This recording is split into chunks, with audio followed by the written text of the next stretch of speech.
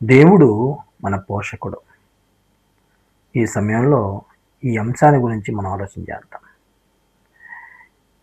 ఈ లోకాన్ని సృష్టించిన వాడు, ఈ లోకంలో ఉన్నటువంటి ప్రతి జీవిని సృష్టించిన వాడు దేవుడే. ఆయన మూలంగా మనం ఉన్నాం. ఆయన బట్టే మనం ఈ లోకంలో జీవిస్తూ ఉన్నాం. దేవుడు లేకుండా ఏదీ లేదు. ఈ లోకంలో చాలామంది నాస్తికులు దేవుడు లేడని వాదించే వాళ్ళు ఉన్నారు. దేవుని తిరస్కరించే వాళ్ళు ఉన్నారు.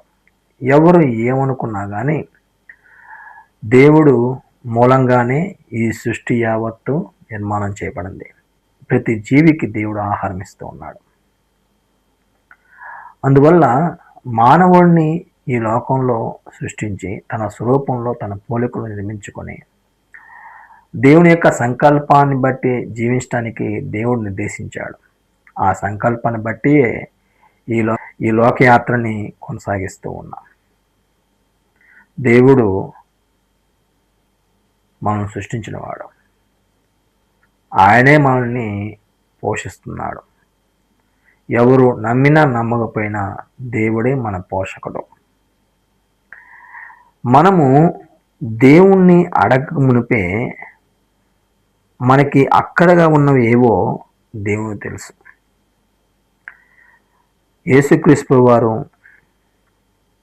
తెలియజేస్తున్న సంగతి మనకి అక్కడికి ఏదైతే ఉన్నాయో దేవుణ్ణి మనం అడగక మునిపే ఆయనకి తెలుసు, తండ్రికి తెలుసు అని యేసుక్రీస్తు వారు తెలియజేస్తున్నాడు.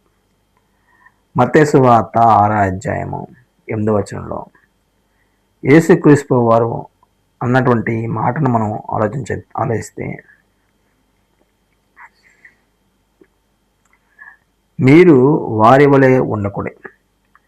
మీరు మీ తండ్రిని అడగక మునిపే మీకు అక్కడగా ఉన్నవేవో ఆయనకు తెలియను. దేవుడికి మనకి ఏది అవసరమైందో అవన్నీ తెలుసు. ఎందుకంటే ఆయన మనల్ని సృష్టించిన వాడు, మనల్ని కాపాడుతున్నవాడు. ఈ భూమి మీద ఆయుష్ కాలం అంతే కూడా బతికినిచ్చేట్లుగా సహాయం చేస్తున్నవాడు ఆయనే. మనకు ఆరోగ్యము, శక్తిని, బలాన్ని అనుగ్రహిస్తున్నవాడు ఆయనే. మనకి ఏం కావాలో ఆయనకు తెలియదా? చాలామంది దేవుని ఎరగని వాళ్ళు, దేవుని పట్ల విశ్వాసం లేని వాళ్ళు అనేక విషయాల్లో చింతిస్తూ ఉంటారు.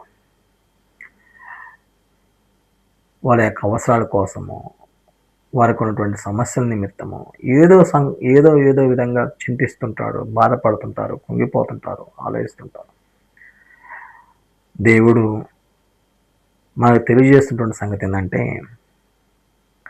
ఫిలిప్పీ పత్రిక 4వ అధ్యాయం 6వ వచనంలో దేన్ని గూర్చి చింతపడకుడి. ఫిలిప్పీ పత్రిక 4వ అధ్యాయం 6వ వచనంలో దేన్ని గురించి చింతపడకుడి, ప్రతి విషయంలోనూ ప్రార్థన విజ్ఞాపనం చేత కృతజ్ఞతాపూర్వకంగా మీ విన్నపము దేవునికి తెలియజేయండి. అది దేవుణ్ణి ఎరగని వారు చేసే పని చింతించడం. దేవుణ్ణి ఎరిగిన వారి యొక్క పరిస్థితి ఏంటంటే, ఏ విషయంలో చింతించవలసిన ఆవశ్యకత లేదు. ప్రతి విషయంలోనూ దేవుడికి ప్రార్థన చేయటం, 2 విజ్ఞాపనం చేయటం, 3 కృతజ్ఞతాపూర్వకంగా మన విన్నపములు దేవుడికి తెలియజేయటం. ఇది తెలియజేయడం ద్వారా దేవుడే తన శక్తిని బట్టి మనకి కార్యం జరిగిస్తూ ఉంటాడు. దేవుడిని విశ్వాసం లేని వారు చింతిస్తారు, విశ్వాసం గలవారు చింతించరు. అందువలన యేసుక్రీస్తు వారు చెప్పినటువంటి ఈ మాటను బట్టి మనం నేర్చుకోవాల్సింది ఏంటంటే, మనకి ఏది అవసరమైందో అది దేవుడికి తెలుసు. ఆయన మనల్ని ఎరిగినవాడు, మనల్ని పోషిస్తున్నవాడు. దేవుడు ఒక మంచి తండ్రి. ఇది మన మనసులో పెట్టుకోవాలి. దేవుడు మనకి మంచి తండ్రి. ఆయన మనకి మంచి ఈవులను అనుగ్రహిస్తాడు. మనము శ్రేష్టకరమైనటువంటి జీవితాన్ని జీవించడానికి, ఆయనకి ఇంపైనటువంటి సువాసనగా మనం బ్రతకడానికి దేవుడు మంచి తండ్రి. మనం చెడ్డవారము, అయినా సరే మన పిల్లలకి మంచి ఈవులను ఇస్తున్నాం. మనం దేవుణ్ణి అడిగితే, మనం దేవుణ్ణి తడితే దేవుడు మనకి ఇవ్వడా? ఆయన ఖచ్చితంగా మనకి దేవుడు మంచి ఈవులను అనుగ్రహిస్తాడు. దేవుడిచ్చేటువంటి ప్రతి ఈవి శ్రేష్టమైంది. మన జీవితంలో మన పాపములు పరిహరించడానికి, మన దేవుడితో సంబంధం కలిగి ఉండటానికి, సహవాసం చేయడానికి తన కుమారుణ్ణి మన కోసము బలిగా, అర్పణగా దేవుడు ఇచ్చుటకు అంగీకరించాడు. అంటే ఎంత మన కోసము దేవుడు చేసినటువంటి గొప్ప త్యాగము. యేసుక్రీస్తు వారు తండ్రికి లోబడి, ఆయన చిత్తానికి లోబడి ఈ భూమి మీద అనేక శ్రమలను తట్టుకొని, అనేక హింసలను తట్టుకొని, మానవుల యొక్క పాప పరిహారార్థం కొరకు, మానవులని దేవుడితో సహవాసించేట్లుగా చేయట కొరకు, దేవుడు చిత్తం నెరవేర్చట్లో యేసుక్రీస్తు యొక్క పాత్ర మహోన్నతమైంది. ఆయనది అది వర్ణించడానికి ఏమి చాలదు. ఎందుకంటే తండ్రి చెప్పేటువంటి మాటకు తన కుమారుడు అనగా యేసుక్రీస్తు వారు ఎంత విధేయత కలిగి ఈ భూమి మీద బ్రతికి 33 సంవత్సరము ఈ భూమి మీద జీవించి ఒక పేద కుటుంబంలో బ్రతికి దేవుడి చేత అంగీకరించబడ్డాడు.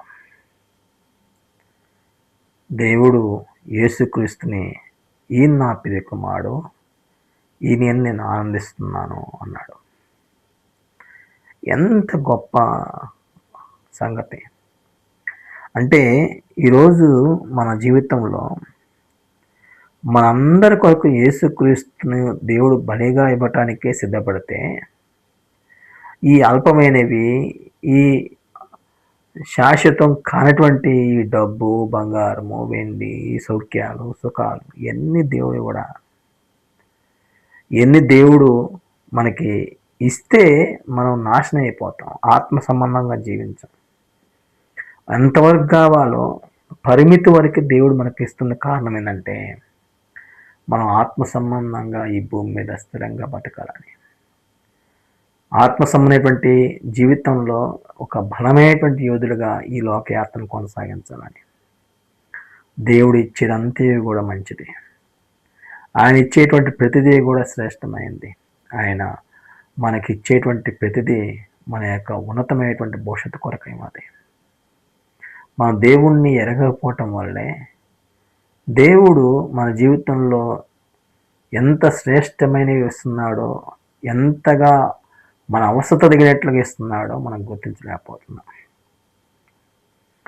మనకి దేవుడు చేసే ప్రతి మేలు మన యొక్క ఆత్మీయ జీవితానికి క్షేమాన్ని ఇస్తుంది. మనం వేసే ప్రతి అడుగులో దేవుడు చాలా విషయాల్లో మనకు సహాయం చేస్తున్నాడు. మనం ఆనందంగా, సంతోషంగా, సుఖంగా, నెమ్మదిగా బతకడానికి దేవుడి యొక్క సహాయం అవసరం. రోమపత్రిక 8:32 ఈ లేఖనాన్ని బట్టి మనం చదివితే, తన సొంత కుమారుణ్ణి అనుగ్రహించుటకు వెనుక తీయక మనందరి కొరకు ఆయన్ను అప్పగించిన వాడు ఆయనతో పాటు సమస్తం మనకెందుకు అనుగ్రహింపడు? యేసుక్రీస్తు ప్రభువుతో పాటు సమస్తాన్ని దేవుడు మనకి అప్పగింపడా? తన కుమారుణ్ణి, అద్వితీయ కుమారుణ్ణి దేవుడు మనకి అప్పగించినప్పుడు, మనందరి కొరకు ఆయన్ని ఈ లోకంలో సిలువకు అప్పగించినప్పుడు, ఈ లోకంలో ఉన్నటువంటి వాటిని మనకు అప్పగించడా? మనము దేవుణ్ణి సరిగా అర్థం చేసుకోలేకపోయాము, దేవుణ్ణి సరిగా చూడలేకపోతున్నాము. దేవుణ్ణి మన సరైనటువంటి విధంగా చూడగలిగితే మన జీవితాలు బాగుంటాయి, మన ఆలోచన శక్తి బాగుంటుంది, మనం వేసే ప్రతి అడుగు బాగుంటుంది. ఇది చాలా ముఖ్యమైనటువంటి సంగతి. ఈ లేఖన భాగాన్ని మనం పరిశీలించినప్పుడు దేవుడు మనకి మంచి తండ్రి, ఆయన మంచి ఉండనిపిస్తాడు. ఆయన ఇచ్చే ప్రతి ఈవి కూడా ఎంతో శ్రేష్టమైంది. యెహోవా దేవుడు ఉత్తముడు. ఆయన మనకి ఈ భూమి మీద ఉన్నటువంటి ఈ భూమి ద్వారా పంటలను అనుగ్రహించి భూమి దాని ఫలమిచ్చేట్లుగా చేసేటువంటి వాడు. మనము ఆయన్ని ఉత్తమమైన రీతిగా ఆలోచించగలగాలి. ఆయన్ని గొప్పగా మనం చూడగలగాలి. అందువలన మన జీవితంలో దేవుణ్ణి సరిగా చూడలేకపోవడం కారణం ఏంటి? మనం ఎందుకు దేవుణ్ణి సరిగా అర్థం చేసుకోలేకపోతున్నాము అంటే, దేవుని తలంపులు వేరు, మన తలంపులు వేరు. దేవుని త్రోవలు వేరు, మన త్రోవలు వేరు. మనము దేవుణ్ణి సరిగా గ్రహించలేకపోవటం కారణం అదే. యెషయా గ్రంథము 55 అధ్యాయము 8వ వచనం నుండి 9వ వచనాన్ని మనం చదివినప్పుడు దేవుడు అంటున్నాడు, నా తలంపులు మీ తలంపులు వంటివి కావు, మీ త్రోవలు నా త్రోవలు వంటివి కావు. ఇదే యెహోవా వాక్కు. ఆకాశములు భూమికి పైన ఎంత ఎత్తుగా ఉన్నవో మీ మార్గముల కంటే నా మార్గములు, మీ తలంపుల కంటే నా తలంపులు అంత ఎత్తుగా ఉన్నవి. ఆకాశములు కంటే ఆకాశానికి భూమికి ఎంత ఎత్తుందో అంతగా దేవుని యొక్క మార్గానికి మన మార్గానికి, దేవుని యొక్క తలంపులకు మన తలంపులకి అంత హెచ్చుగా వ్యత్యాసం ఉంది. అది దేవుడు. దేవుడు అంటే ఆయన మార్గాలు వేరు, ఆయన తలంపులు వేరు, ఆయన ఉద్దేశాలు వేరు. ఆయన్ని అందుకోవటము మనం వల్ల కాదు. కానీ లేఖనం జ్ఞానం విషయంలో పరిపూర్ణ సాధించగలిగితే యేసు ప్రభు అన్నట్టుగా మీ దేవుడు పరిపూర్ణ కనుక మీరును పరిపూర్ణులై ఉండదు అని, అంత ఆ ఆలోచన విధానానికి మనం ఎదగలము. దేవుడు మహోన్నతుడు. యేసుక్రీస్తు వారు ఈ శరీరంలో పరిపూర్ణంగా జీవించాడు. దీన్ని బట్టి మనం అర్థం చేసుకోవాల్సిన విషయం ఏంటంటే, దేవుణ్ణి మనం సరిగా అర్థం చేసుకోకపోవటం వల్లే మనము ఈ శరీర సంబంధమైనటువంటి ఈ అవస్థల కొరకు కుంగిపోతున్నాము, చింతిస్తున్నాము, బాధపడుతున్నాము, దిగులు చెందుతున్నాము. అనేక విషయాల్లో దేవుణ్ణి వెనకేస్తున్నాము. మన మార్గం తప్పి జీవించే పరిస్థితి ఏర్పడుతుంది. మన అవసరాల విషయంలో దేవుడే కార్యం జరిగిస్తాడు. మన అవసరాల విషయంలో దేవుడు కార్యం జరిగించాలంటే మనం చేయవలసినటువంటి పని ఏంటి అంటే, దేవుడి నీతిని, దేవుని రాజ్యాన్ని వెతకటం. ఇది మనందరికీ తెలిసినటువంటి లేఖన భాగమే. మత్తయి సువార్త 6వ అధ్యాయం 33వ వచనంలో, కాబట్టి మీరు ఆయన రాజ్యం నీతిని మొదట వెతుకుడి, అప్పుడు అన్నీ మీకు అనుగ్రహింపబడతాయి. దేవుడి రాజ్యాన్ని నీతిని వెతకకపోవటం వల్లే చింత ఏర్పడుద్ది. దేవుడి రాజ్యాన్ని నీతిని వెతికే వాళ్ళు చింతింపరు. ఎందుకంటే దేవుడు అనుగ్రహిస్తాడని, వాళ్ళ అవసరాలు తీరుస్తాడని వారు నిరీక్షణ కలిగి ఉంటారు. దేవుడిచ్చేది వారు సరిగ్గా చూడగలరు. ఎందుకంటే దేవుడి జ్ఞానము వారి అన్న ఉంది. వారు దేవుణ్ణి అనుసరించడానికి తమ జీవితాలు క్రమపరుచుకున్నారు. దేవుడి కుమారులైన మనము ఆత్మీయ అవసరాలు సాధిస్తే, ఆ అవసరాలు అనగా ఆత్మీయ అవసరాల కొరకు కృషి చేయగలిగితే, శరీర అవసరాలు అనేవి దేవుడి చేత మనము తృప్తిపరచబడతాము. అది దేవుడి కార్యం. అది మన చేతుల్లో ఉన్న కార్యం కాదు. భౌతిక అవసరాలు అనేవి మనము తృప్తిపరచబడాలంటే మనం పని చేసుకొని కష్టపడి పని చేస్తే ఆ డబ్బు ద్వారా మన భౌతిక అవసరాలు తీర్చబడేట్లుగా దేవుని యొక్క సహాయము కార్యం జరిగిస్తాడు. మనము సాధించాల్సింది ఏంటి? ఆత్మీయ అవసరాలు సాధిస్తూ, ఆత్మీయ అవసరాల కొరకు కృషి చేస్తూ ఈ జీవితాన్ని కొనసాగిస్తే శరీర అవసరాలు అనేవి తీర్చబడతాయి. యేసుక్రీస్తు ప్రభువు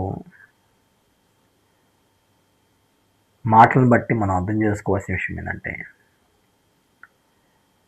ఆయన దేవుని గురించి లేఖనాలు తెలియపరుస్తూ, యేసుక్రీస్తు ప్రభు వారు దేవుడి గురించి తెలియజేసే సంగతి ఏంటంటే, దేవుడు ఈ సృష్టిని అలంకరించాడు, పక్షుల్ని పోషిస్తున్నాడు. దేవుడి కుమారులైనటువంటి మనకి ఆయన కార్యం జరిగించడా, ఆయన మన అవసరతలు, మన అక్కర్లు తీర్చడా, మనల్ని అలంకరించడా, మనల్ని పోషించడా అనేది మన యొక్క విశ్వాసము ఏమై ఉన్నదో అదే దేవుని యొక్క కార్యమై ఉంటుంది.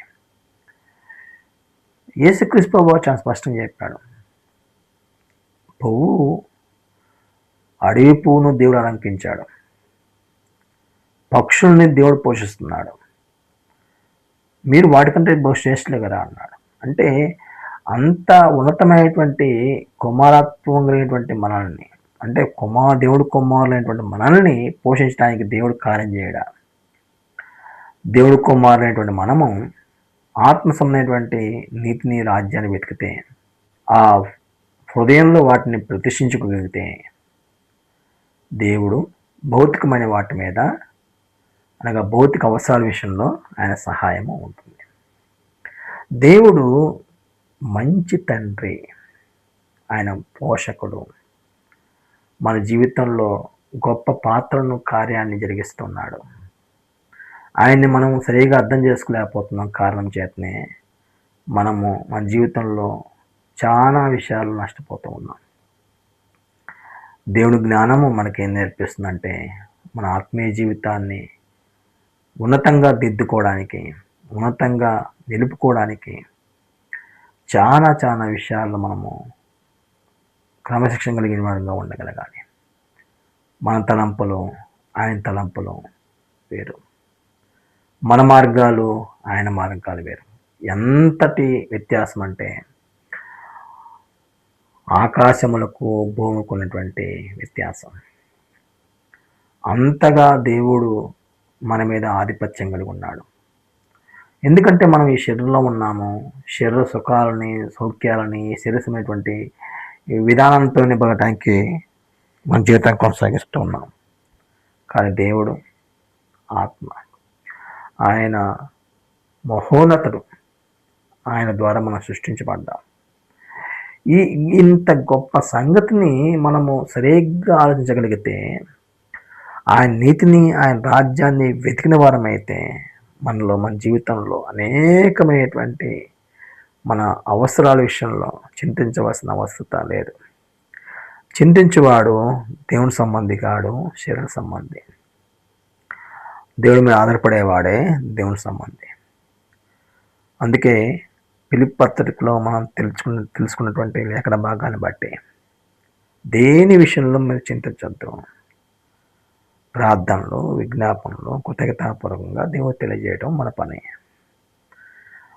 దేవుడు సహాయకుడు, సంరక్షకుడు, పోషకుడు, నమ్మదగినవాడు. ఆయన మాత్రమే మనల్ని కాపాడువాడు. అందువలనే మనము ఆయన్ని విశ్వసిస్తూ మన జీవితంలో ప్రతి అడుగు వేయవలసిన వారమై ఉన్నాం. ఆయన లేకుండా మనం లేం. ఆయన ఉన్నాడు కాబట్టే మనం ఈ లోకంలో బ్రతుకుతున్నాము, జీవిస్తున్నాము, చలిస్తున్నాము, మన అవసరాలు తీర్చబడుతున్నాయి. కాబట్టి ఈ లోకంలో దేవుణ్ణి, నీతిని, దేవుని రాజ్యాన్ని వెతికితే భౌతికమైనటువంటి అవసరాలు అనేవి తీర్చబడతాయి. దేవుని నీతిని, దేవుని రాజ్యాన్ని వెతకకుండా మన శక్తిని, మన సామర్థ్యం మీదే మనం నిలబడిన వారమైతే, మన శక్తి మీదే ఆధారపడిన వారమైతే మన ఆత్మీయ అవసరాల కొరకు దేవుడు సహాయం చేయడు. ఎందుకంటే మనము మన శక్తిని ఆధారం చేసుకొని మన శరీర అవసరాలు తీర్చుకోవడానికి ప్రయత్నం చేశాం. శరీర అవసరాలు తీర్చబడతాయి, లోకంలో ఎంతోమంది వారి అవసరాలు తీర్చబడుతున్నాయి, అది వేరే విషయం. కానీ ఆత్మ సంబంధంగా ఎదిగే విషయంలో వాళ్ళు పరిపూర్ణతను సాధించేటువంటి అవకాశం ఉండదు. వారు పరిపూర్ణంగా ఎదగలేరు. జీవితం అనేది చాలా ఉన్నతమైంది, శ్రేష్టమైనని యేసుప్రభువు తెలియజేస్తున్నాడు. కాబట్టి మీరు అనేక పిచ్చుకల కంటే శ్రేష్ఠులు కారా అన్నాడు. మీరు ఆకాశ పక్షుల కంటే శ్రేష్ఠులు కారా? అవును, మన జీవితంలో మనము దాన్ని ఎరగగలగాలి. మనము శ్రేష్టమైనటువంటి వారము. మనల్ని శ్రేష్టమైన వారిగా ఉంచుటకు దేవుడు ఆత్మ సంబంధమైనటువంటి ఆశీర్వాదాలు అనుగ్రహిస్తున్నాడు. ప్రతి ఆశీర్వాదము మన ఆత్మీయ జీవితాన్ని మెరుగుపరిచేటట్లుగా, మన విశ్వాసాన్ని బలపరిచేటట్లుగా సహాయం చేస్తుంది. కాబట్టి ఈ పాఠం యొక్క ముఖ్య ఉద్దేశం ఏంటంటే, దేవుడు మన పోషకుడు, సంరక్షకుడు, కాపాడువాడు, మనల్ని ఆదరించేవాడు. ఆయన ద్వారానే మనం ఈ లోకంలో జీవిస్తున్నాము, చలిస్తున్నాము, మన అవసరాలు తీర్చబడుతూ ఉన్నాయి.